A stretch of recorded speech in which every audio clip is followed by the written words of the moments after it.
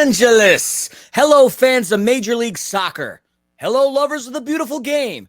And, of course, hello to the millions and millions of the black and gold faithful. This is episode 249 of Defenders of the Banc. Yes, folks, this is an LAFC podcast. Home to the trailblazing, MLS Cup raising, always competing, Salty Lake beating, goal scoring, rip roaring, styling and smiling, black and gold wearing, hate on us because you can't stop swearing, defending champions of this league and CCL finalists, and don't you forget it. Now, we are coming to you live from world famous Philomonster Studios. World famous because we've at least had one episode downloaded in 100 countries, but we right now are in beautiful Burbank, California, at least I am, nestled in between Disney, Warner Brothers, and Nickelodeon. I, in case you're wondering, am the self-proclaimed platinum-colored hair flamingo. My name is Christian, a.k.a. Philly, for the purposes of this show, Felonious Monk Philemon. And joining me, all the way from the west side of town, we shipped him off to Boston. Whoa. But they shipped him right back to L.A. No. The mouth of the South Bay himself, J.R. Liebert. The Scarf. That's right. The fourth most popular host on Defenders of the Banc is back.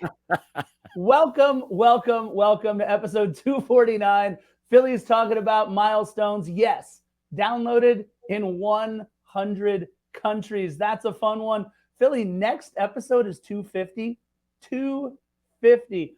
It feels like only 6 years ago that you and I were sitting at Palms Park Recreation Center after they closed. I unlocked the doors, flipped the lights back on, and you and I were sitting across from each other on the two directors' desks there, recording episodes like 1 through maybe 12, 13, something like that, before we figured some things out. It sounds very echoey when we record there. We had Yeti mics. We had all kinds of fun stuff. Oh, how the times have changed, but how many things stay the same, my friend? From 2018 till 2023, it has been a black and gold explosion on Major League Soccer, 6 years in, and still, as you like to say, my friends, breaking hearts and setting trends in Major League Soccer.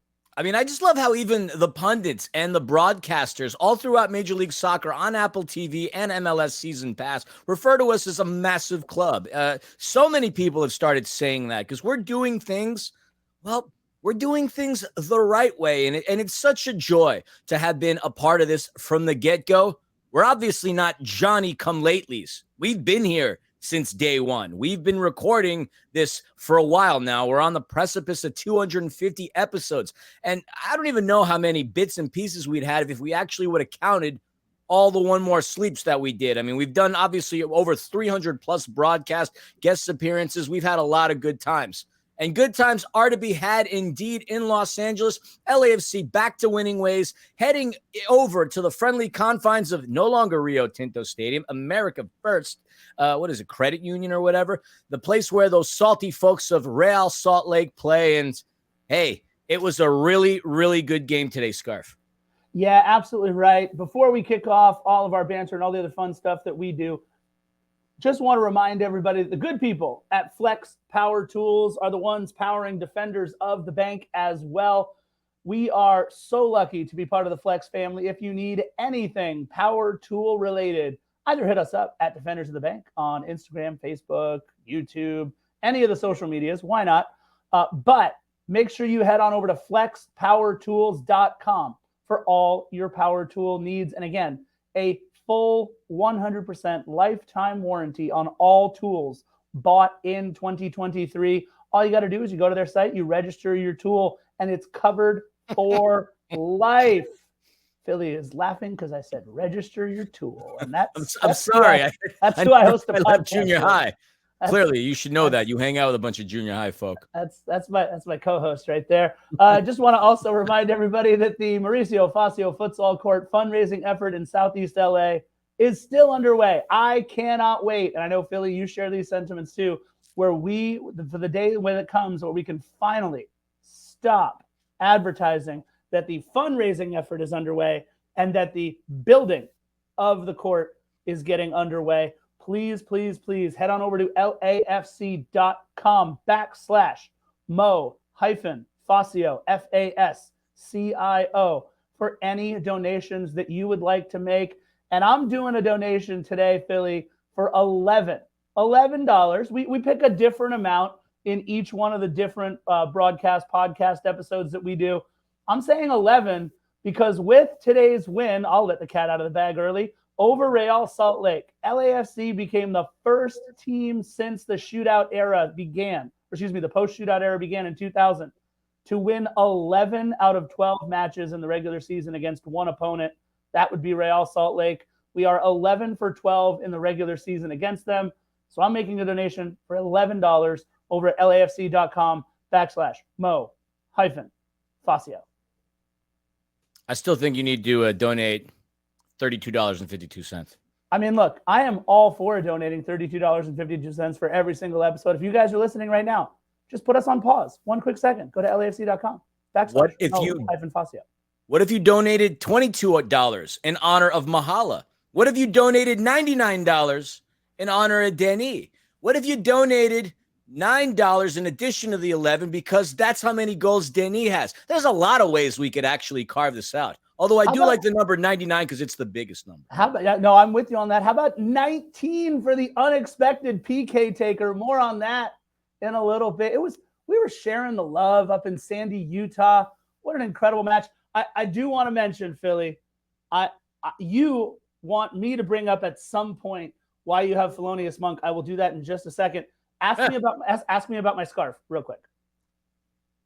What's the story with that black and yellow scarf? Yeah, this is me trying to exorcise the demons. Oh, this played. Yeah, I'm trying to exorcise those demons. Got to get as many of these bad things out of there as we can.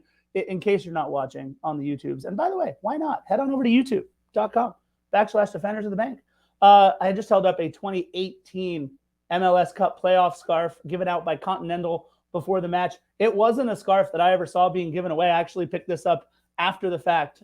It was still depressing. You and I, we referenced our trip to Seattle that we had planned so often on this. But it did happen, but years later. It did. Look, apparently Max Bretos, of all people, trying to convince us during the broadcast, by the way, that Damir Kreilach is a nice guy because he buys all those tickets. I'll give it to you, Max. Okay. But I still don't like you, Damir Kreilach. Still don't like you.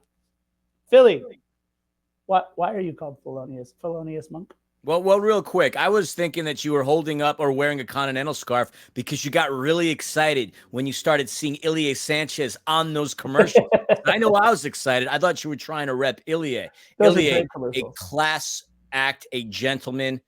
Unbelievable individual. Isn't it crazy, by the way, that they stopped the match while he's there taking that PK to get all that great footage for the commercial? I mean, only in Major League Soccer would they allow them to just stop the match like that and have him do some lines. Yeah. See what I did there? Yeah, that's bravo. So why are you Thelonious Monk? I mean, it's simple. Thelonious Monk, the man himself, was a jazz legend, a pianist and a composer, and he had a unique improvisational style. I'd like to think of myself as having a unique and improvisational style. How many platinum-haired flamingos do you know? In addition, I also like my adult beverages straight with no chaser. And if you don't get the reference, look up Thelonious Monk.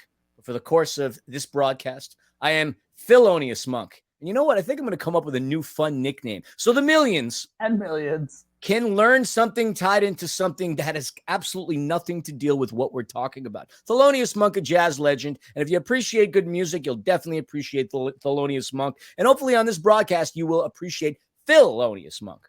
Look, from Rocky Mountain, North Carolina, by the way. So died in Englewood, New Jersey. yeah, New Jersey. There you go. Everything goes to New Jersey to die. We love everybody that listens in New Jersey. Thank you so much. And again, if you're not following us on YouTube, Instagram, and Facebook at Defenders of the Bank and on Twitter at Defend the Bank, please go ahead and give us a follow. We are going to start our regularly scheduled programming on all of these episodes. That's some This Day in LAFC history, news and notes, and a very quick look at both Angel City FC and LAFC 2 before we get into the breakdown of our win in Sandy, Utah. Philly. No. You need to always refer to it as the breakdown of the beatdown. I love that line. I wait for that line. And this was it. So let's rewind. Try that again. Rip, rip, rip. And then we'll get into the breakdown of the beatdown in Sandy, Utah against Real Salt Lake, the 3-0 win. Thank you, Philly, for keeping me honest on that one. This day in LAFC history, recording this just past 10 p.m. on game day, Saturday, May 13th.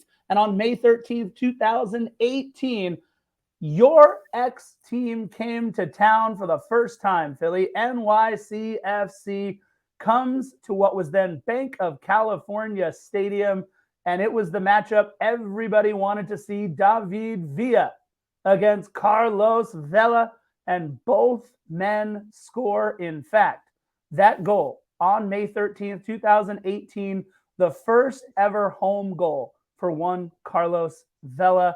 And a lot of you, though, are going to be listening to this tomorrow, the day after game day, maybe even after that, because you know what? Tomorrow's Mother's Day. And why don't we just take a quick second, Philly? Because you know what? Let's do it earlier. This is normally something we save for the end of the podcast. But I know you've got all kinds of feels about your mom and your mother-in-law and everybody else. And I've got all kinds too. I just want to give a big shout out to my mom, Carol, Nina's mom, Valerie, and to everybody out there that's listening that either has a mom, is a mom, knows a mom, or wants to be a mom. Listen, there is no harder job in the world than being a mother, especially to the two knuckleheads that you are listening to on this podcast right here. I just want to say a very special and happy Mother's Day to all the moms out there, but especially mine, Carol, and Nina's Valerie. And of course, to Philly, to yours, and Amanda's as well. I mean, that was beautiful. I cannot even attempt to top that. Love you, Mom. Love you, Mom. That goes to my mom, Radika, back in Queens, New York. Excuse me. And my mother-in-law, Cindy, in Evansville, Indiana. So nothing but love. Happy Mother's Day. I have nothing more to say. All right. Well, most of you, like I said, are going to be listening to this tomorrow, which is Mother's Day, May 14th. No, don't be listening to us on Mother's Day. Listen to us on Monday. In fact, if you're listening to us while you're hanging out with your mom, well, if you're hanging out with your mom, that's a different story. But if you're not hanging out with your mom and you're listening to us, hit pause, go hang out with your mom, or at least call her, give her a hug, tell her you love her. You don't need to be hanging out with these two knuckleheads on Mother's Day.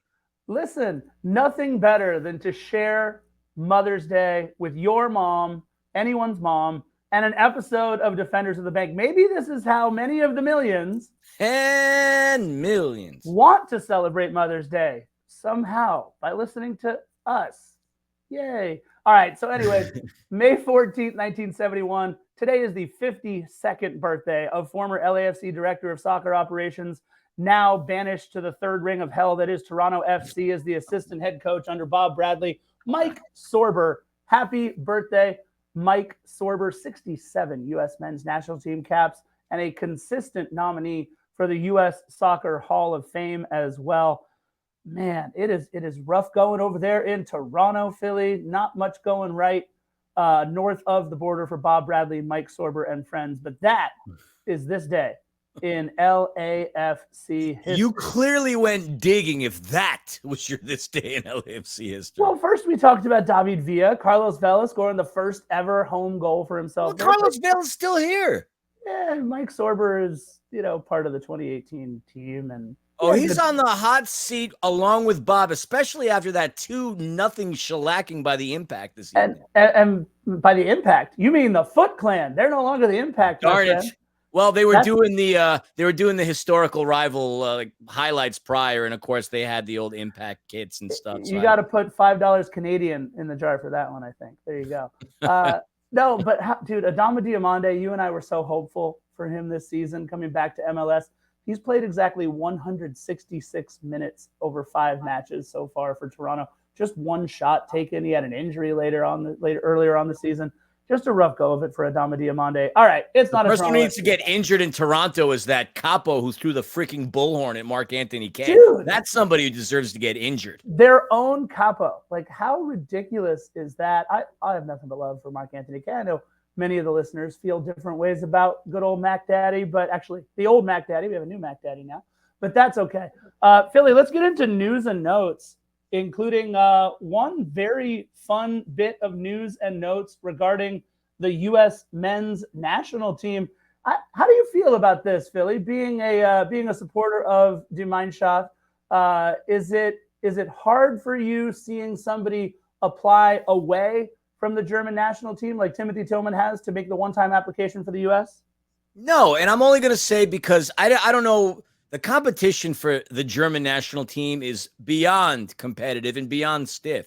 And quite honestly, Tillman not really so much on that radar, especially having played in the Zweite Bundesliga and now playing in Major League Soccer. His opportunity to play with the U.S. is great because he's getting time. He's starting to shine, and the U.S. could use all the help they can get. So I love this addition. It's not an addition because it hasn't happened yet, but I like the fact that he converted things. With that dual citizenship, he had the ability to do so. And I think the rule was you can do that once if, like, you've had 3 caps for the national team, like under the ages, I believe, of 23, having not played in any major international tournaments. So he obviously qualifies for that. So it was an easy transition. Whether or not this new regime is going to bring him in, we shall see. But I would love to see Timothy Tillman there. And as Steve mentioned on his post-game interview, Ilie Sanchez is an American citizen. It'd be really cool to at least get him on the U.S. men's national team for a friendly. At bare minimum, that would be cool. Yeah, I think when they have those camps, right, that are mainly MLS guys, when they bring them, that's like usually a January camp where there's a lot of MLS guys. And I think Timothy Tillman and Ilie Sanchez would be wonderful additions. Tillman made 5 different, his brother Malik Tillman. Let's talk about Malik Tillman for just a quick second. Also a former current Bayern guy. He's on loan with Rangers right now from Bayern Munich. Kind of went the same route that his brother Timothy did. He's 4 years younger than Timothy Tillman. He's made 4 caps already for the U.S. men's national team in various qualifying tournaments.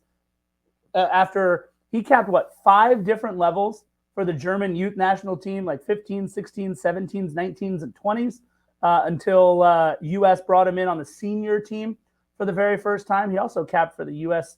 under 15 side. So you can see there was a bit of back and forth for Malik, even though he never capped for a senior side.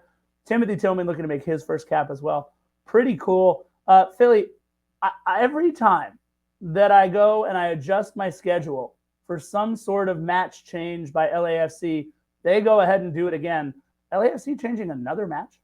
They do, but there's a reason for that. And let's talk about that real quick because it dives right into the next segment. So we're talking Open Cup here. We already talked about the Monterey Bay game. What an amazing game. Well, you didn't. Nina Handa and I did, and it was a very well-received episode. So once again, congrats and thank you to the Angel City Chicks for subbing in for you. It took 2 of them to make up for the loss of you. So obviously that says something major. Anyway, but we had the Open Cup draw, which, by the way, yeah, I know I was wrong at the end of the previous episode, thinking that we would play Colorado automatically. I was wrong. I admit that. I am not ashamed to admit my mistakes. Nina was right. She got me. And yeah, hats off to her. I didn't do my homework on that. I speculated based on what I thought. Anyway, we did have a draw. In this regional area, we had the likes of the Colorado Rapids, Real Salt Lake, the LA Fallacy, the Carson Galaxy, and us. And of course, we drew the Galaxy. Shucks. At least it's at home.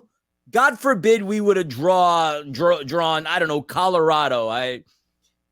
You want to talk about things potentially being rigged? I don't know. That seemed a little too peculiar that we got the Galaxy yet again. So be it. Maybe we could have the young guys beat up on them. The Seattle youngins almost beat up on the Galaxy. What an absolute slap to the face it would be to that organization if the likes of Nathan Ordaz absolutely killed Chicharito. I would love that.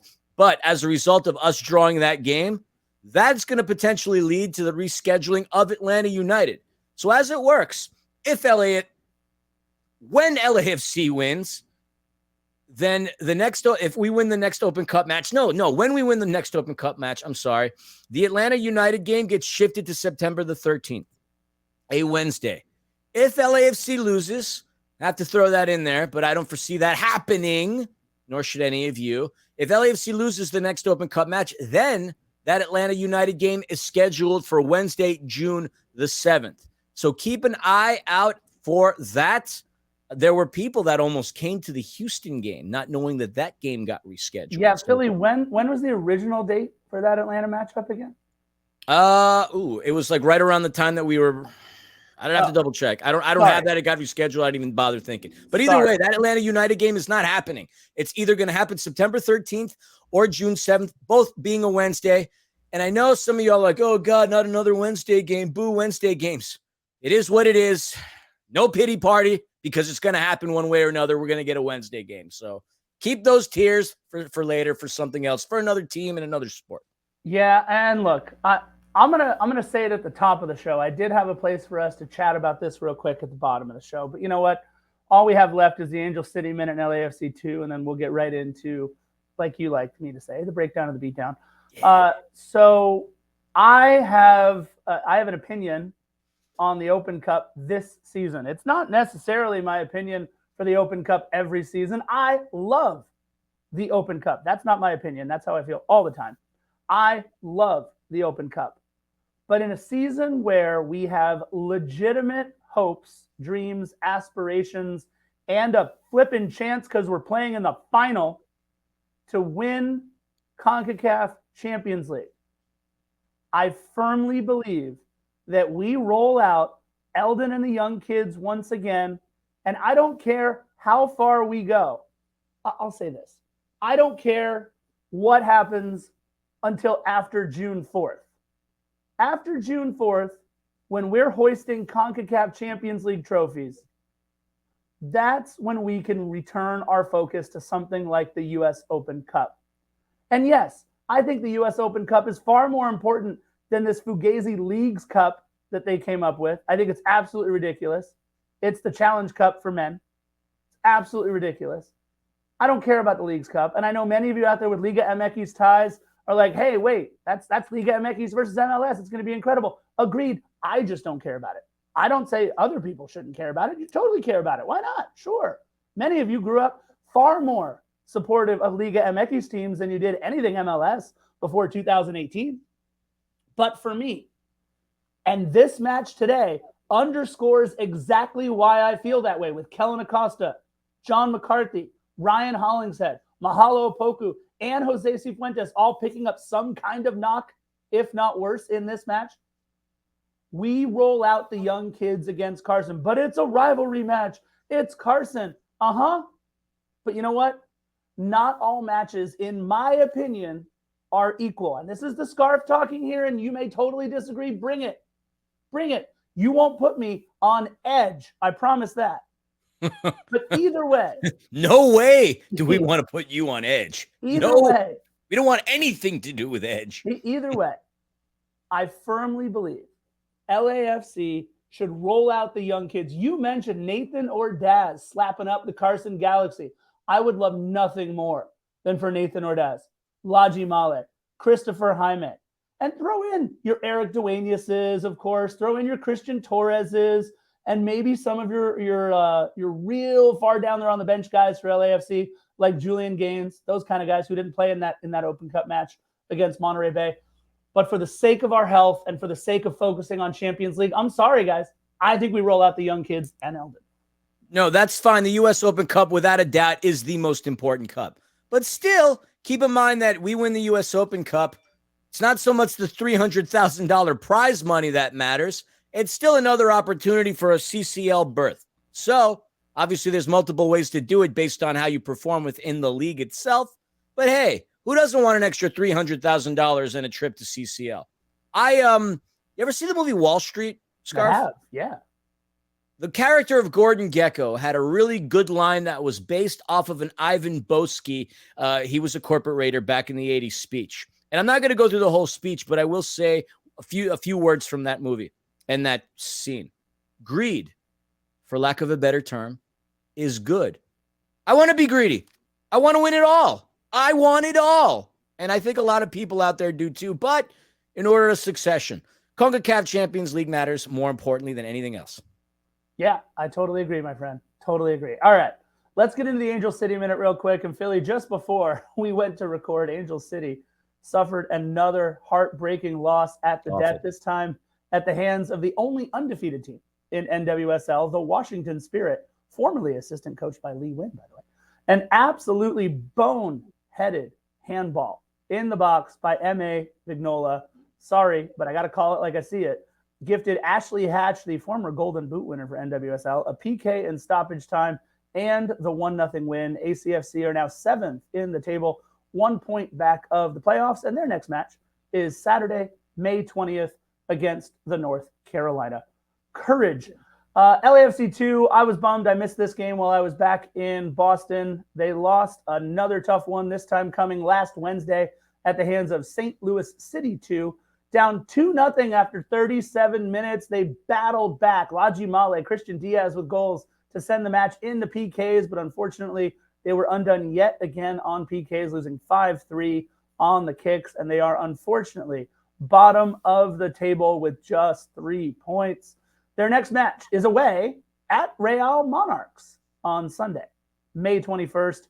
Also, Philly, a quick bit of LAFC 2 news. You mentioned last episode, the match against St. Louis getting rescheduled. This episode, the Atlanta match getting rescheduled.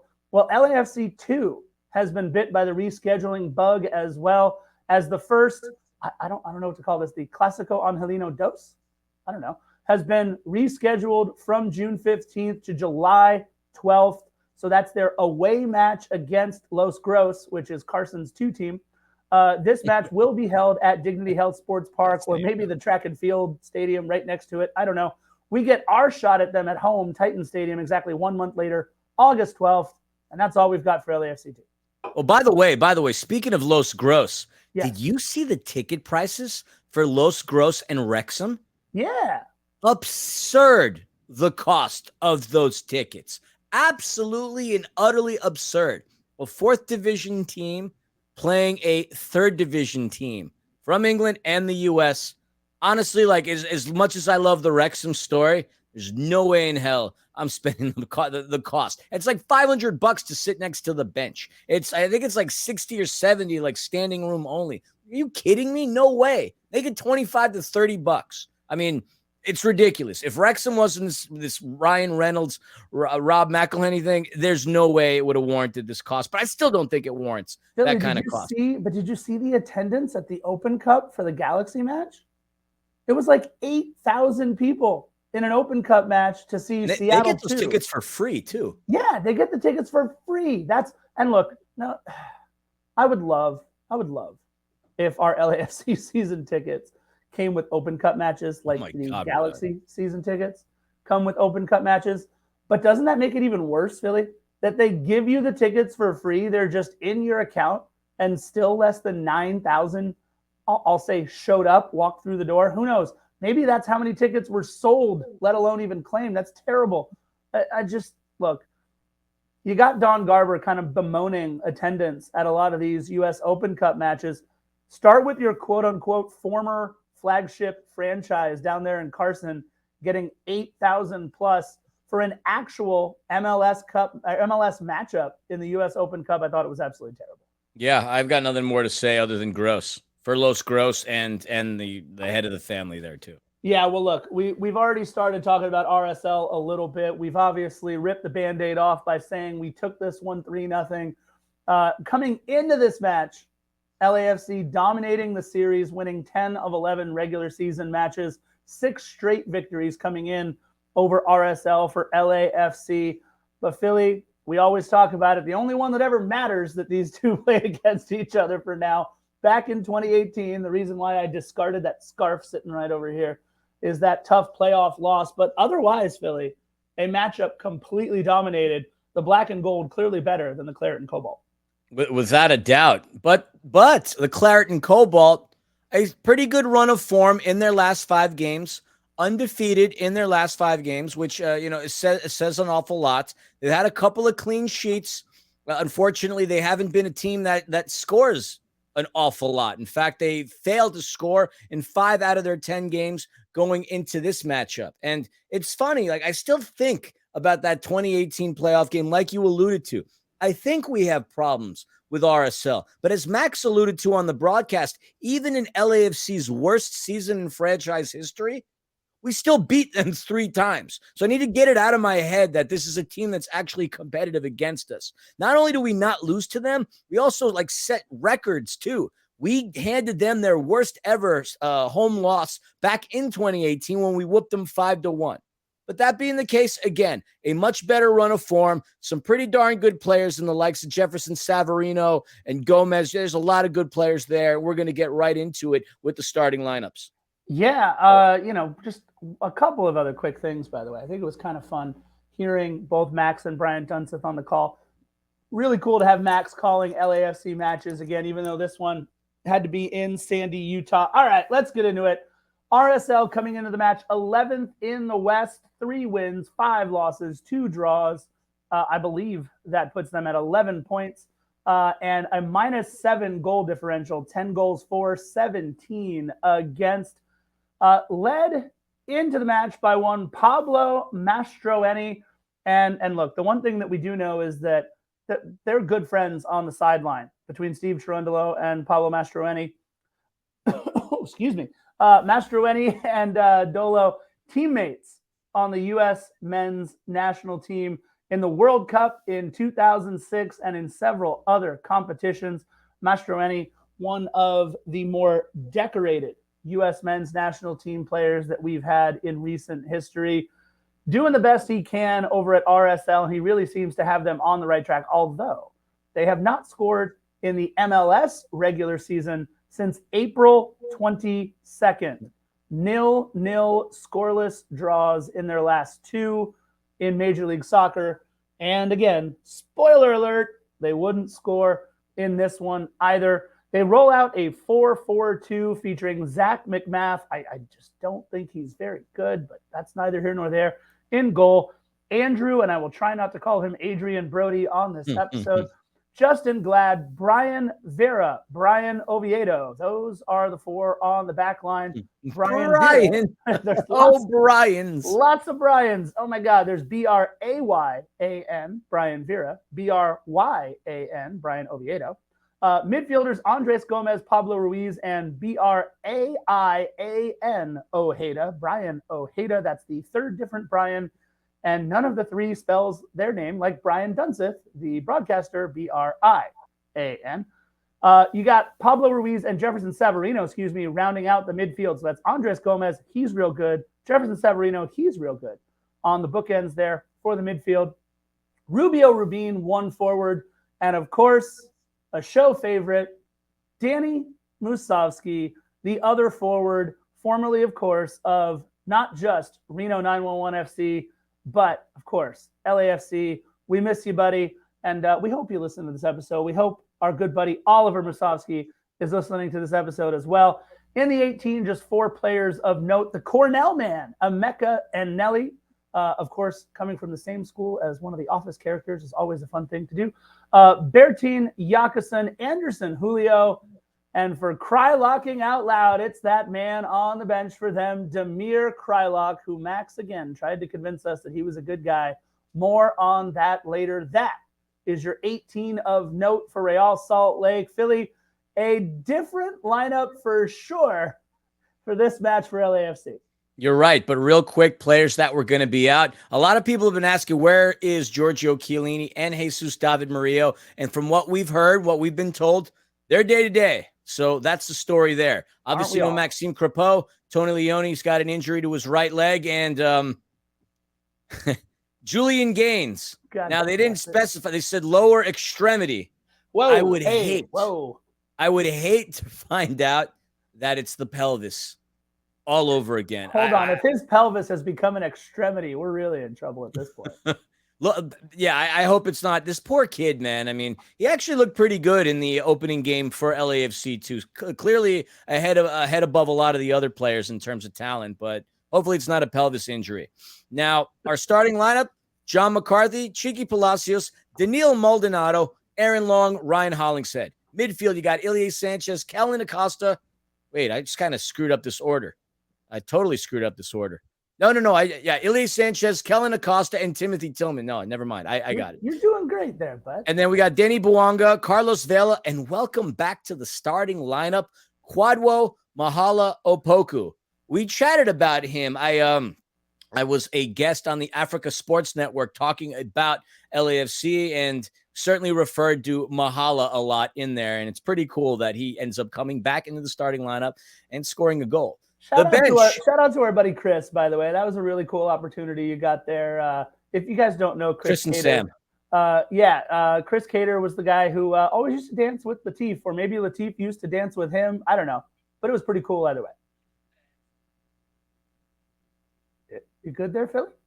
Sorry, Siri was talking to me in her Aussie accent. Interesting. All right, sorry. 18. Yeah, 5 familiar names from the previous match. Nathan Ordaz, Christian Torres, Eric Dueñas, Daniel Crisostomo, and Eldin Jakubovic. Eldin Jakubovic. What a legend he's turning out to be. You know, I knew I was always going to like him. When we heard him in that press conference and how he jokingly took a stab at Carson. Do you remember that? We got to find that clip. I do. We got to find that clip. And I want to, I just want to like post it and go the minute that we knew Eldin would become a legend. That right there. Sergi Palencia, Jose Cifuentes, Mateusz Bogusz, Mr. Bogus, and Stipe Buke. That's your bench. That's LAFC. Let's go into the game. Yeah. Look, the good old Zach McMath having a couple of different wardrobe malfunctions in this one to start. So he comes out wearing a black keeper kit, except it was LAFC who was agreed upon to wear the black keeper kit. In fact, John McCarthy was indeed wearing a black keeper kit. What do you think? You get away with one of those Spider-Man memes where he's just like kind of pointing at John and John's pointing at him. They're both wearing the same thing. He had to go change into a blue keeper kit to begin. And it doesn't matter what color keeper kit. I don't think he's a very good goalie. But either way, had to switch it to blue. In the 5th minute, was when I had my first note, because not a whole lot happened, at least as I could see, over the first 5 minutes. And that was Denis versus 3 from RSL. Look, if anything, you could tell that Real Salt Lake came out very focused on number 99, Denis Bouanga, because all he does is score. The guy is absolutely incredible, both this season in Major League Soccer and in any competition that he plays in. Denis getting all the attention up that left-hand side. No, you're not wrong. I mean, he cut through those RSL defenders like a hot knife within butter. I mean, I don't know that we've had so many players that can dribble in and around traffic as well as Denis. Like I would hot take. I'm going to say that he does it better than even Carlos Vela did it in 2019. It's so impressive watching Denis do his thing. Stops on a dime, cuts around. It's just a joy to watch. But what was also a joy to watch was the nice pass in from Ilie Sanchez. He connects with Carlos, who connects with Denis, who finds Timothy Tillman. But Tillman gets too much boot underneath the ball, skies it over. But a couple of minutes later, Ilie would do something just as nice, and it would result in something even better than what happened with Timothy Tillman's shot. So I'm sitting at home watching the game with my dad. He's been a little under the weather lately. So I think both you and I decided to kind of take this one easy. You watched it at home with the Gremlins. I watched it at home with my dad. And my dad was in the other room. He was like, yeah, I'm going to just finish my hamburger real quick, and then I'll come over and start watching the game. And I screamed, and he went, damn it, they scored already. And I said, yep, sorry, Dad. Mahala wasn't waiting for you or for anybody. What a ball over the top by Ilie Sanchez. Are you kidding me? You couldn't have dropped it onto his feet in a nicer position. Ilie Sanchez, I love you so much. And I loved it. It was almost reminiscent, Philly, of Kellen Acosta's goal against Philadelphia in the Champions League, where he caught kind of the top of the ball and hit a little bouncer over Andre Blake. This was the same thing. Mahala kind of caught a bouncer up over the top and a beautiful goal off of an even better pass. And I love it when Mahala and guys like Timothy Tillman, or maybe even a player like Aaron Long, when you're making Steve Cherundolo's life difficult. Because do you start Mateusz Bogusz because he's had a good run of form? Sure. If you look at how he's done against all other players in Major League Soccer on the U21s, he's been incredible. But then you got Mahala coming back into the lineup. You and the guys over at the Africa Sports Network talked about it. Mahala, the real deal. And he puts yet another into the back of the net for LAFC. Yeah, it's oddly enough only his second goal of the regular season. Mahala gets hot during the CONCACAF Champions League. And that's when I said he would make his presence felt. But hey, I'll take a goal from Mahala anytime that we can. A clinical finish. Zach McMath had no business, no opportunity to even stop that. And speaking of which, you talked about his wardrobe malfunction earlier on. Hell, in the 11th minute, now we see him changing his boots. He had to change his jersey earlier. Now he had to change his boots. You knew it was going to be a long day for Zach McMath then. Now, after LAFC scores, that obviously lights an even harsher fire underneath the rears of Real Salt Lake, because they at this point really started turning things up. 13th minute, we had Jefferson Savarino, who, by the way, is a hell of a passer, man. Great pass, but Rubio Rubin heads it out. 14th minute, Bouanga again, fancy-dancy, getting it over to Tillman. Just the dribbling, man. Nothing happened. I'm just acknowledging the dribbling. It was awesome. 15th minute, Tillman with a sick pass to Denny, who tries to connect with a running Carlos Vela, but Zach McMath intercepts. But the big news came prior to that run. Kellen Acosta gets hurt, passing the ball off to Timothy Tillman. He makes contact with Brian Oviedo. He didn't have the ball when the contact occurred. And you alluded to this in One More Sleep, something that we could not afford. Something we could not have. Unfortunately, we get bit because Kellen Acosta, apparent injury. Thankfully, he stood up on his feet, but he had to come off the pitch right away, and we can't afford any injuries. Yeah, look, I want to apologize for not acknowledging you as being the first person to be correct about something we talked about in One More Sleep. You said score early, and just 9 minutes in, we do. But 15th minute, seeing Kellen not just go down, but call for an immediate substitution. An immediate substitution. I was so frustrated. This is why, people, this is why we play the young kids in the Open Cup. You know who I'm talking to. I'm right. You're wrong. Anyway, Kellen Acosta going down is tantamount to a major, major blow for this club in the CONCACAF Champions League if we can't get him healthy. Now, we have plenty of time. We have plenty of time, 17, 18 days until that match in León. But he needs to be 100% healthy going into the Open Cup, and so incredibly frustrated. In fact, we had to play with 10 men for quite a while. What was it? Up until, was it the 19th minute? So we're really playing for about 2 or 3 minutes full with 10 men because, look, nobody was getting up and getting hot yet over on the sideline because we were only 15 minutes in. So Sifu had to hustle and get ready in a hurry. 17th minute, again, Acosta finally makes it off the pitch. They showed him kind of hobbling around. He didn't even go to the bench. He went straight to the locker room. I have a love-hate relationship right now with Daniil Maldonado. He makes some chances and some diving tackles, whether he's behind a guy and makes that play or sometimes in front and tries to go shoulder to shoulder. He did have a very nice play in the 18th minute after Andres Gomez with a big switch, a pass all the way across the pitch to Andrew, not Adrian Brody. But that pass handled well by Daniil Maldonado. Apparently it started to rain just a little bit in the 18th minute as well. The first corner kick goes to RSL in the 19th minute. But right before that corner, luckily, Sifu able to come onto the pitch for Kellen Acosta. Yep, and that corner that happened for RSL, headed out by Aaron Long, and I will say Aaron Long probably had one of his finer matches this season as a center back for LAFC, certainly picking up with the loss of Moody and Chiellini. Aaron Long played a pretty good game. 20th minute, Ruiz had an absolutely awesome move breaking Danny Bouanga's ankles and launched one that absolutely gets mittened by J-Mac. Came quite out of nowhere, but the fancy footwork that he did to elude and put Denny on his bum, I mean, that was a thing of beauty right there. Yeah, we're an LAFC podcast. Yeah, we're exceptionally biased by looking at the world through a black and gold lens. Shout out to our friends at FCFC. But you got to give credit where credit is due. Ruiz, exceptional move getting by Denny. And then, a minute later, Jefferson Savarino had a shot, once again punched out by John McCarthy.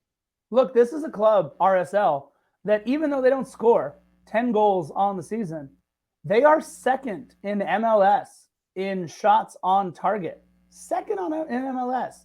I mean, that's a lot of saves and a lot of good plays made by a lot of keepers. And look, I'll say this. It's not as if McCarthy had to make many difficult saves today, but he had a couple that he spilled, a couple that got a lot on them, that's for sure. And you can see what Paolo Mastroeni has going on right now in RSL. They are starting to turn the corner. Unfortunately for them, it's only in U.S. Open Cup play that they are starting to turn the corner, but they're getting close. They're putting a lot on target. They are keeping teams uncomfortable. And look, let's just go ahead and say it right now, even though we've got, another 20 minutes or so to go over in the first half.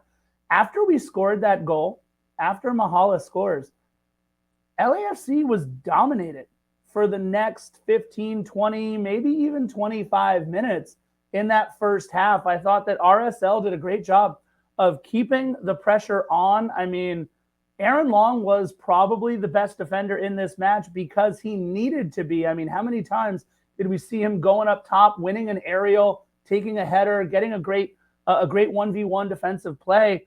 And look, I thought in the 24th minute, no better play showed that than the crisis averted by LAFC. It was Oviedo to Rubin from distance and a nice dummy run from Moose. And unfortunately, Rubin just couldn't get a touch on this ball in the box. Or if he did, it was a light touch. J-Mac was right there, sure. But this was yet another time. We're talking in the last 3 or 4 or 5 minutes since Sifu came on. It had nothing to do with Sifu, I don't think. But since Sifu came on, just all kinds of good chances in the box for RSL. Yeah, 25th minute, RSL threatening again. Savarino with a great ball in the box, but the play gets called back. Moose gets dinged with a foul. 27th minute, we got our first yellow card of the match. Brian Ojeda, the other Brian, yellow card on Carlos Vela. And Carlos Vela down for a little bit as a result of that. And fan-freaking-tastic that we already had Kellen Acosta knocked up. Not knocked up. I need a new word. Dinged up a bit, having to come off. Carlos Vela down on the pitch. Not great, but sorry, I didn't know if there was a siren going off or it was a gremlin screaming in the distance. Vela's still on the pitch, though, which was okay. 29th minute, thankfully, by the way. 29th minute, Gomez gets passed by Cheeky. Gomez getting past Cheeky. Rubin with a give and go. Long making another great defensive play in there. And then you got the 32nd minute. There's nothing about the play of the game that I wanted to talk about, but I thought it was kind of weird when we heard Max Bretos, our very own Max Bretos, soliciting the listeners and the watchers of Season Pass for RSL tickets. That was weird. Very, very weird, but obviously Max has to do what Max has to do. And then 3 minutes later, hey, lightning strikes yet again. Yeah, look, Denis Bouanga. This time my dad was sitting right next to me, and we're both watching the game. And look, let's be clear. Nothing had been going on for LAFC for 20, 25 minutes or so. Nothing. And you see Carlos Vela with the ball, little touch pass to Denis Bouanga, and Denis just makes one little touch, moves the ball to his right just a little, and absolutely hammers this shot. Dare I say, the easiest assist that Carlos Vela will ever or has ever had in his entire LAFC career. Philly, real quick, I'm very distracted. Who you got over there? Taggart. He came in the room, crying a little bit, just wanting a little bit of love. Hagrito over here. Again, try to get him away from the soundboard. More of a reason for you to get on over to youtube.com/Defenders of the Bank and watch. You get to see Hagrid, one of the 3 gremlins. There's Harry Hufflepuff, and Hagrid is not loving what you're doing with him right now. Which is odd because he usually likes this. I think he just doesn't like all the attention. He's normally the lovey one, but now he has his butt to the camera. So there you go. I do want to mention points to Max Bretos for the Bob Ross reference in the 33rd minute. Look, LAFC almost scoring yet again just a minute afterwards. They kept that high press on. RSL turning it over. LAFC controlling possession in the box. But again, nothing to do with the turnover. But RSL definitely feeling us now. But in the 37th minute, my goodness, RSL turns around real quick. And Jefferson Savarino, a beautiful ball rifled all the way through the box. Nobody else on the other end of it. Someone has to explain to me how Denny Bouanga being taken down from behind and nobody calling anything on the field there in the 39th minute is a no call. Apparently, they completed a review, no call. But what I love about more than anything was that Carlos Vela was the one that made the great run and the pass. So it looks like that knock that he took about, 15 minutes earlier, but it doesn't look like he's feeling any real effects. And I've got some thoughts on that at the end of the halftime. But I'm shocked that there was no call made on that play. It wound up not affecting the match, but a little frustrating. I don't know. I mean, if you looked at the replay, it didn't seem like there was enough contact by Ojeda to warrant the penalty. I mean, it could have gone. Excuse me 1 second, buddy. You got a cat. All right. Sorry about that. Yeah, it didn't seem like if they would, like if there was like clear and surmountable evidence to overturn the referee's initial decision. I was okay with that. But hey, look. You're a teacher. You understand physics. Every action causes an equal, if not bigger, reaction, and we would be rewarded later on in the game. So keep that in the back of your mind. That was fine. 41st minute, Gomez had a shot that was blocked in the box by an LAFC defender. A minute later, Jefferson Savarino once again being an absolute menace, getting the ball in the box, but once again, LAFC's back line in there taking care of business. Ojeda got blocked by Bouanga, and I gotta say this, like my note was, Denny's a beast on both sides of the ball. Here's a guy who is utterly competitive, man. It's not just his ability to dribble, it's not just his ability to pass, it's not just his ability to score. The guy plays defense too, man. He's tough.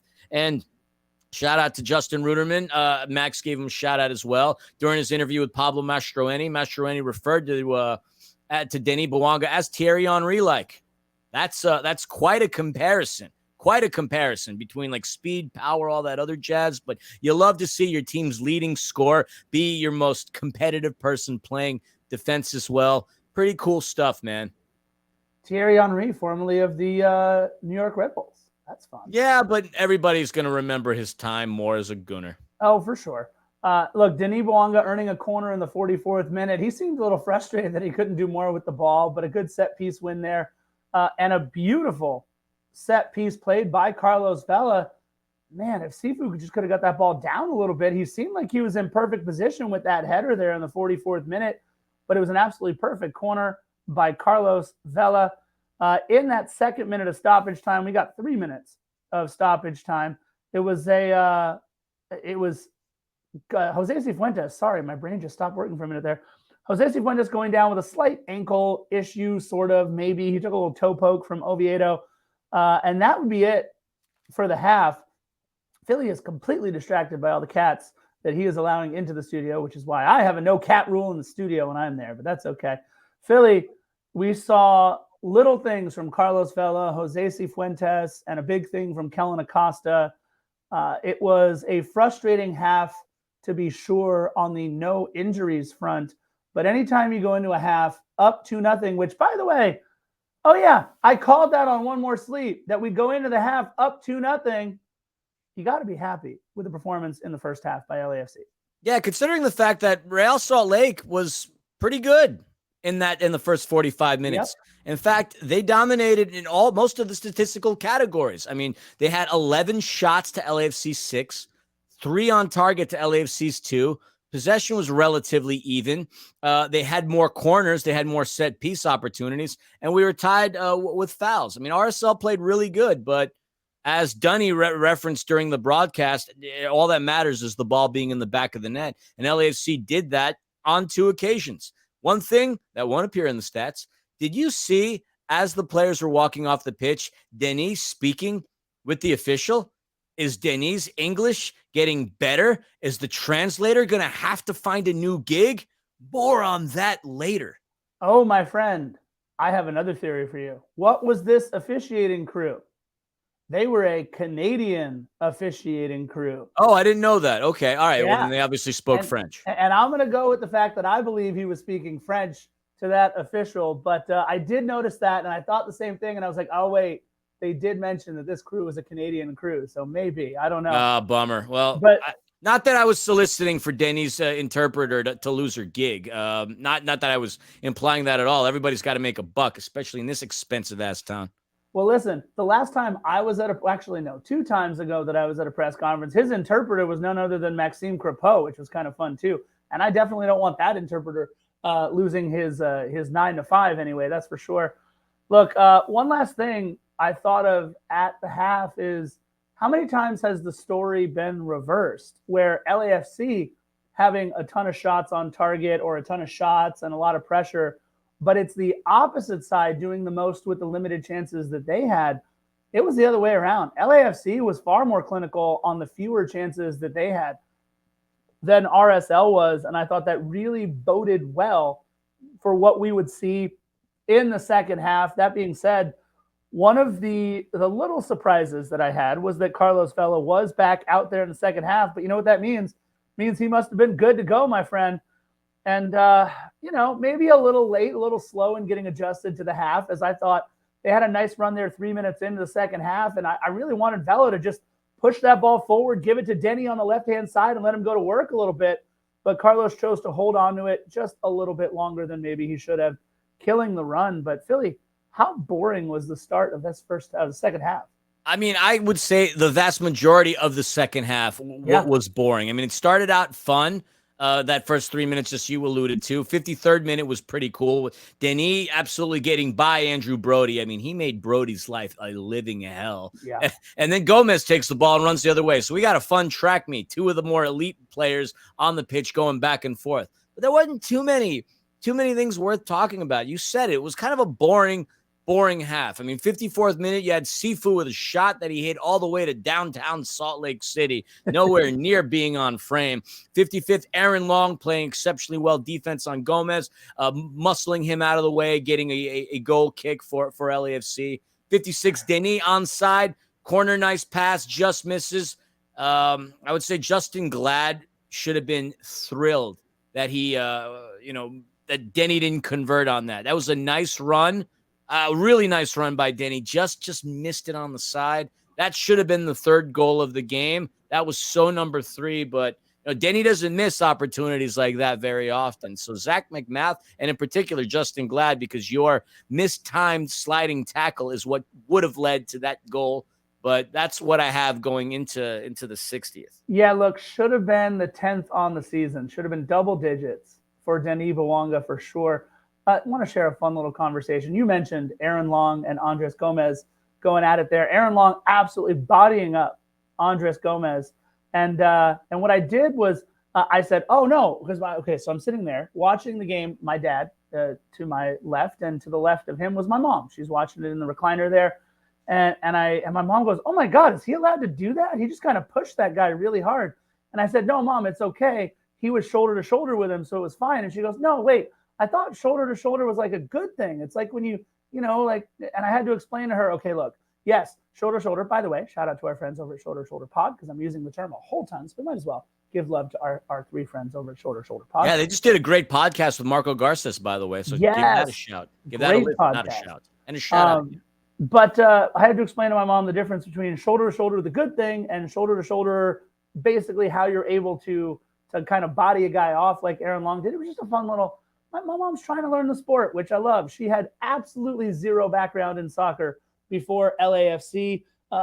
Some would argue she has only a very small background in soccer now, even though she's been watching LAFC for the last 6 years, but she's trying her best. Speaking of trying their best, Danny Musovski tried his best, but in the 58th minute, subbed out of the match along with a very pissed and surprised Andres Gomez for RSL. Anderson Julio. And he would definitely make his presence known over the last half hour of this match, coming on along with Bertin Jakobsen for RSL. And look, the first touch by Anderson Julio, he wastes no time, turns and fires just a bit outside, as they would say, in Major League, not even close. So here we are, an hour down, 30 minutes to go. And it's the other sub, Jakobsen, who rockets one right at J-Mac. I thought he was given way too much space, and you can really see it. They had a great camera angle from behind, as basically the view that Zach McMath would have. And nobody closed out on Jakobsen. I was a little upset that he was given so much space, and I didn't like the closeout.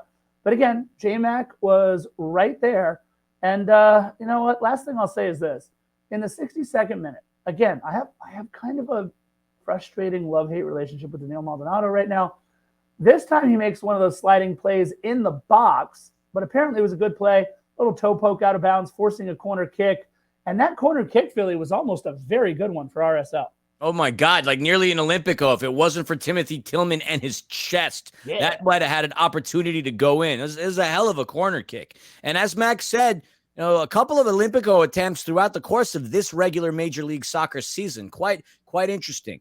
Nothing happens there. 65th minute, another big shot taken in. J-Max there, no problem. Then Vela, shortly after that, gets it to Denis. But it's out of the box. Sifu trying to connect with Vela off the mark. Nothing going down right there. 67th minute, Brody into Rubin, who heads it just above J-Mac. Rubin getting very close on so many occasions. And 68th minute, challenge on J-Mac and Anderson Julio. That was another one of those, oh no, maybe a wait. What kind of a play? Sifu tried to, wait, where was I? I just lost my thing. Oh, yeah. Long was calling for the trainer on that play. I mean, it was a hard hit. J-Mac didn't just get hit. He took a hit and he flipped. And then when you're looking at the RSL supporters yelling and clamoring for a yellow card, it just led me to believe that there are no smart people in that section over in Sandy, Utah, because that by no means was a yellow card, but there was certainly a yellow card on Ryan Hollingshead for the play that led to that cross into Jesus Christ, into Anderson Julio. So rough hit on J-Mac, and hopefully it looked like it was a shoulder that was tender. Hopefully there's nothing more that comes out of that. Although we do have another fantastic keeper waiting in the mix in that of Eldin Jakupovic. Yeah, look, here's the other thing too. They showed it on replay. No malicious intent at all by Anderson Julio. I said he would make his presence felt, and he certainly did there with J-Mac. It was clean. In fact, I'll say this. I don't think Anderson Julio even knew that he would make contact with John McCarthy when he leapt up for this ball. He was looking right at the corner the entire time. He went straight up and went for the ball. There were no arms out. There was no head towards the keeper. It was just one of those body-to-body plays. And I'll say this, J-Mac got there a half a step late.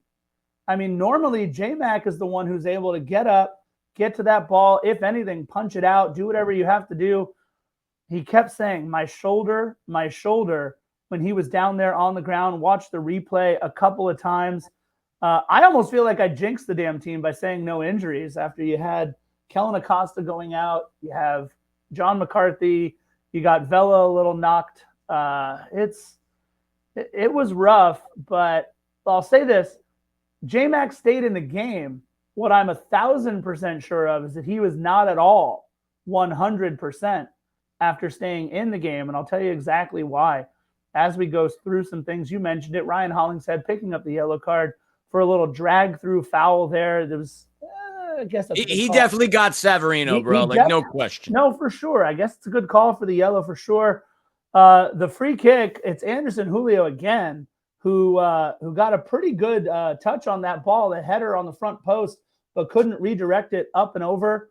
And Philly, I know he's one of our favorite players in Major League Soccer, checking into the match, along with the Cornell man, Emeka Eneli, is Damir Kreilach, Rubio Rubin, and Pablo Ruiz coming out. And look, as Kreilach is checking in, Max Bretos and Brian Dunzit, they're talking about, look how good of a guy Damir Kreilach is. He gives away all these tickets to these underserved kids, and it's in Kreilach's corner. And then they showed the corner, and it was 3/4 empty. That was my favorite part about the whole thing. Sure, all right, any guy that gives a bunch of tickets to underserved kids, it's like when I dogged on Dax McCarty, and I found out Dax McCarty is actually a wonderful human. I felt bad a little bit for not liking Damir Kreilach in that moment. He gives a bunch of kids some tickets, but then you can't show his section and have nobody in the damn section, guys. And by the way, I still don't like you because you knocked us out of the playoffs.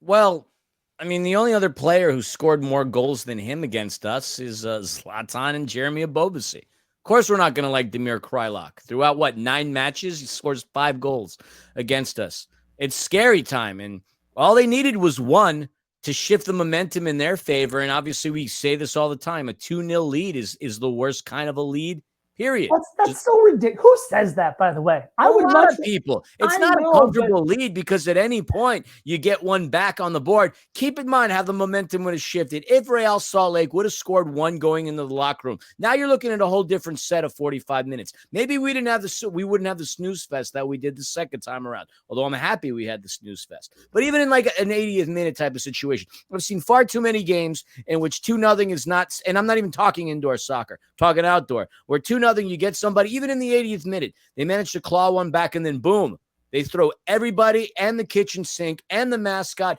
and the people up in section 400 at the goalkeeper and find a way to tie the game. It's happened before on plenty of occasions. 3 is a comfortable lead. 2, still nerve-wracking. I don't care what anybody says. I just think it's the dumbest. I just hate, look, I know I came late to soccer, guys. I came late to the world's game of football. Really, let's say 2015 or so that I started really watching all this stuff. Definitely 2018, obviously, with LAFC. That's the dumbest. A 1-0 lead's a terrible lead because if they score, then you don't lead anymore. 2-0, you can at least screw up once and you still have, I don't know. I don't care. Anyway, you mentioned, though, Damir Kreilach, 5 goals in 10 matches now against LAFC, tied with Raul Ruidiaz and Nico Lodiero with 5, Jeremy Abobasi with 7, and, of course, Lauton with 9. By the way, it doesn't seem like it. I guess I didn't remember this very often, but Christian Pavone scored 4 times against us. Anyways, that guy's gross. I stopped looking after 5. Yeah, look, Jefferson Severino, again, a well-wide shot, but why was he given so much space there in the 74th minute? Ilie gets slapped around in the 75th minute, but apparently no call is made. I'll say this. I started noticing it, especially after the 76th minute. He has not boomed a goal kick yet, has John McCarthy, since he got back up. He was playing it short, playing it out wide. A turnover in the back off of one of his goal kicks led to a little bit of consternation.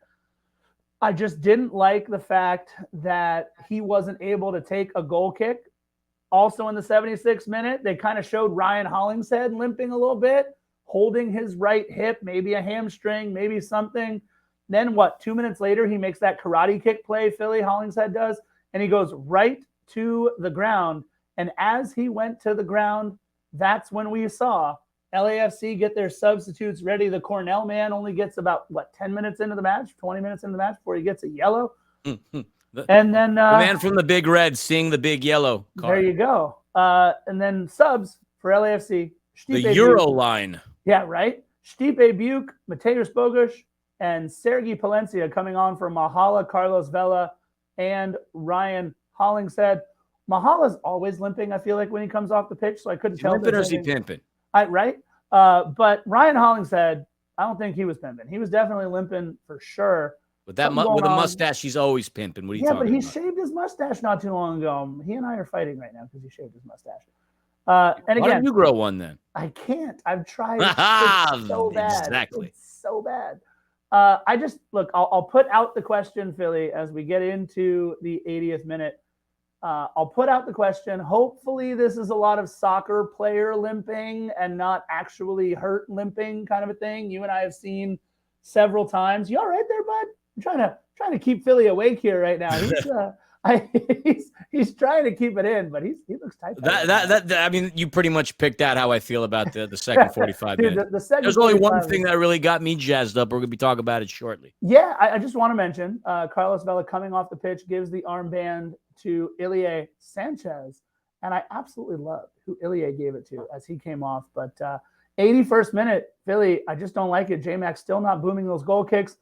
But, man, Philly, we almost had a scarf goal in the 83rd. So close. Yeah, Denis into Mateusz Bogusz, who did have a shot, and Zach McMath makes one of his saves. You said he wasn't a great goalkeeper, but he probably heard you, because do you find a coincidence that Zach McMath making probably his best save of the game in the 83rd scarf minute? I think not. Zach McMath has been hearing you. He's clearly a big fan of Defenders of the Bank. And look, Zach, we appreciate you, despite me talking crap about you several times now. We appreciate you listening. It would have been better, though, if you would have just turned to the camera and pointed right at me and said, "I see you, Scarf." Another chance for J-Mac to take another big goal kick, and nope, just kind of a hard and low kick in the 84th minute. Giggity. But then in the 86th minute, Philly, some contact in the box. Vera on Denis Bouanga, and the initial call is a penalty. They do take a look. So that gives Denis Bouanga a chance to step up from the spot, put his 10th goal in the back of the net. Denis Bouanga, number 99. But wait, in what I thought was our real wait. What? Moment of the match, he gives way to Mateusz Bogusz, Philly, opening up his account. The Polish kid, number 19, his first goal on the season. Let's go. And he takes a nice shot, calm, cool, and collective. Zach McMath sees it. It goes, he heads in the right direction. But Bogusz' shot, too much for McMath. And that right there speaks volumes as to what this team is like. When the leading scorer decides to let the young rookie, the kid who's been here for practically no time, get his opportunity at a goal. I mean, I thought that was incredible. Denny easily could have. I mean, at this point, he's already the MLS Golden Boot leader because Jordan Morris didn't score.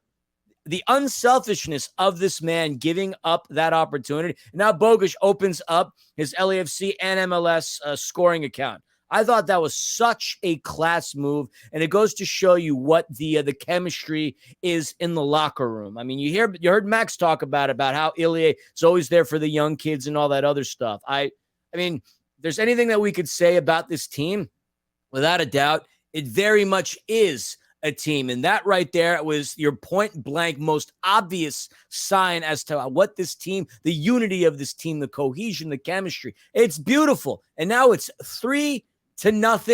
Congratulations on your first career goal in Major League Soccer, Mateusz Bogusz. Yes. I got to say, I'm a little disappointed, Philly. You got like 9 or 10 different euphemisms and different little phrases you use with mustard. I thought for sure you would have said something about mustard on that shot by Mateusz Bogusz. He hit the crap out of that ball. A perfectly placed penalty. It was a fun alliteration. He peppered his kielbasa. How's about that? Whoa, there you go. All right. In the 89th minute, Eric Duenas coming on for Ilie Sanchez. And did you see, Philly, who Ilie gave the armband to? I loved this. Not only did he give it to him, but he kissed him on the head too. Cheeky Palacios, the captain. I love it. We are seeing in these last few matches that Cheeky has played, the last few, a much calmer, more level-headed Cheeky Palacios. There was 1 or 2 times in this match where I thought he got a little hot-headed, but nothing like Sergei Palencia, by the way, who in the first minute of stoppage time got real worked up over a foul call.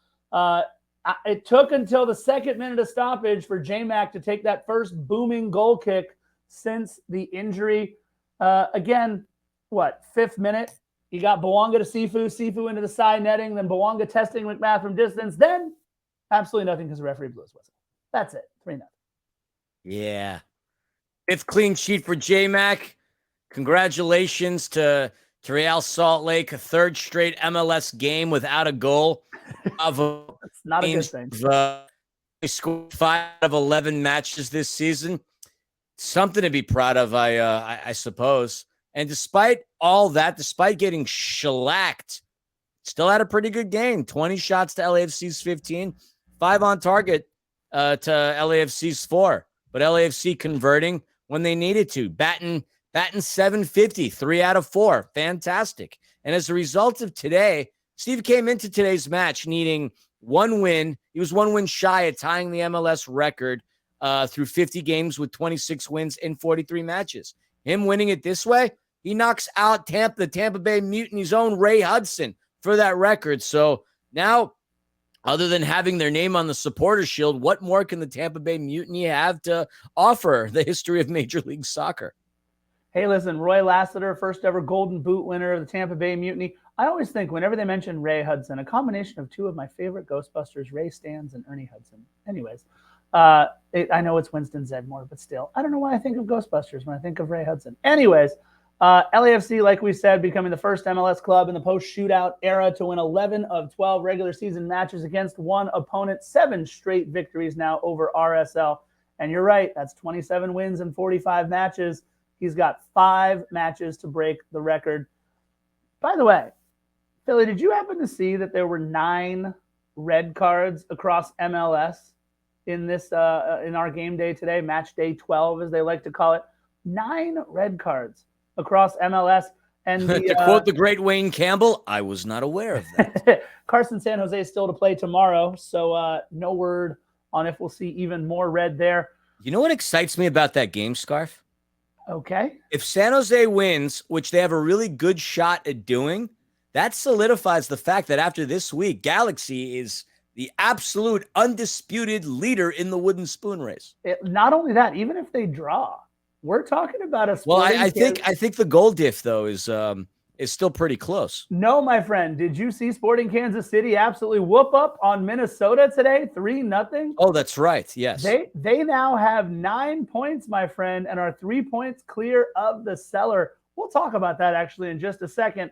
Let's look at where LAFC is in the table, if not for a late Seattle goal against a 9-man Houston club, by the way. LAFC would be top of the table in the West, despite playing 2 fewer matches thus far, but we'll have to settle for being second for now. Seattle on 23 points from 12 matches, LAFC on 21 points from 10 matches. That puts us now 4th in the race for the Shield. Technically, we're second behind FC Cincinnati in terms of points per match, but you have the Revolution and Cincinnati at 24 points, Seattle at 23, and now us at 21, St. Louis kind of falling off the pace a little bit. Losing 2 in a row to the Chicago Fire. No, they're not falling. They're actually coming down to earth. I think they honestly overachieved at the beginning of the season. Sure. I don't foresee them being any more successful or gaining any more notoriety than they did to start this year off. I think they're going to be in the mix for a playoff spot because they started off so hot. But I agree. I mean, look, they've got a lot of young kids though that I really like. I love Giacchini. They got the keeper, obviously, Roman Berkey. They'll lean on him as much as they can. Speaking of having to lean on your depth, this was the 4th of 8 matches in May. 8 matches. Dear God, in just 4 days, we get lowly but finding their form SKC. Wednesday, May 17th. One of those midweek games that I love so much because teaching on Thursday is so much more fun after a late night on Wednesday. May 17th at BMO, Sporting Kansas City. May 20th at BMO, Revenge Season, San Jose. Hopefully we can get a win there. May 23rd at BMO. I want to see LAFC 2 play against Carson in the U.S. Open Cup round of 16. And then finally, to end the month, Philly, not at BMO, not even in the United States, at Estadio Leon on May 31st. LAFC has to pack both their shooting boots and their passports as we head down to Leon for the first leg of the CCL final. It's a big month, Philly. A very big month for LAFC. I can't wait. Bring it. Bring it on. Yes, it's a lot of games. Big club mentality. We play these games. We're only playing in all these games because we're that stinking good. And even when we were not thinking we would advance in a tournament that was low on a totem pole, we did. Like I said earlier on, to quote the great Gordon Gekko in the movie Wall Street, greed, for lack of a better term, is good. Let's go out, get all the trophies, get all the points. Leave no doubt in anybody's mind that we truly are the best in the West, the best in MLS, and the best in the CONCACAF Federation. Bring it on. Bring them all on. Bring it. I'll say this. I'm still very leery about the Open Cup. I want us to play our young kids and Eldon if we can. I'll say the other thing too. The depth is what will spearhead this club through things like this. When Kellen Acosta gets hurt, you bring on Jose Cifuentes. It's not a bad problem to have.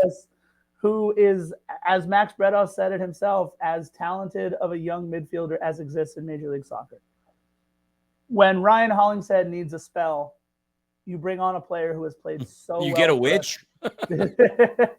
Has played so well for us this season in Sergi Palencia. I really like what I've seen from Sergi Palencia so far. When Mahala looks a little beat up and you need to give him a little bit of rest, sure, why not? Bring on Mateusz Bogusz. I mean, sure. Let's get all of the riches going on here all at once. This is a club that our scouting department has created depth, whereas last year we brought in some big names that we knew what they could do. The Gareth Bales, the Christian Teos, those type of guys. This year, we're finding it from those younger, less likely sources, right? Between guys like Mateusz Bogusz, obviously what we're seeing from Sergei Palencia, who kind of came out of nowhere just a little bit. There are these young kids that are ready. Eric Duenas seems like he's ready for the next step. He seems to have passed up Danny Crisostomo on the depth chart, or at least for what we need him for. This club is going to have to lean on their depth quite a bit. I don't know if J-Mac is healthy. I don't know if Kellen Acosta is healthy. I don't know if Ryan Hollingshead is healthy going into this next match against dare I say, a hot Sporting Kansas City team, winners of their last two. You're bugging. Yeah, they won 2. No big deal. It's still a bad Sporting Kansas City team. And obviously a Sporting Kansas City team that's bad at making decisions, thinking that Ilie Sanchez was done. Thank you, Peter Vermees and company, for giving him to us. He's one of our most important players, period, at his very advanced age of not that old. Let's just put it that way. I'm looking forward to like this hump day havoc in BMO Stadium. It's pretty cool, man. And I like where we are as a club. Again, embrace and enjoy all these moments, because as much as we'd like to think we're going to have it this way all the time, what I know, having lived 42 cycles, is good times, they don't always last. Bad times, they don't always last. But 2 words throughout the course of the broadcast that Dunny mentioned that I think really do ring true for LAFC, and why I think we're actually going to go on a nice dynasty, is the word ruthless. The word ruthless was mentioned on a couple of occasions, and that stuck out to me because that's big club mentality. You want to do everything you can, win everything you can, and obtain everything that you can. And if they all want to refer to us as the greedy, ruthless club, I'm happy with that. This is the team that we chose. This is the team that we've been a part of since day one. And I just want to see us competing and winning and all that other stuff, and just doing it and destroying everybody in our path. The same way the likes of a Bayern Munich has destroyed everybody for like the last 10 years in the Bundesliga. I would be thrilled if LAFC can go on that kind of a trajectory, that kind of a run. So no, I mean, we'll see. I just enjoy the time for what we have, and don't enjoy this win too much, because we've got a game on hump day. Yeah, you know what I like about when I do these scheduling with the scarf kind of segments here is it means that we've got plenty of work ahead of us, my friend, including in just 4 days against against Sporting Kansas City at BMO. So stick around on Tuesday for one more sleep. Wednesday, Philly. What are we gonna do? We got to find something special to do for episode 250. We'll put our heads take together. Off work on Thursday and do something fun. I would love to. I got so much work to do now that I spent the last week in Boston. Oh my God. About 3.5 more weeks left of the school year for my kids, Philly, until grades are due, and we'll have our final tests and everything. So that being said, this is episode 249 of the most LAFC podcast on earth. And you know how we like to end all of our episodes. Bye-bye. Bye-bye.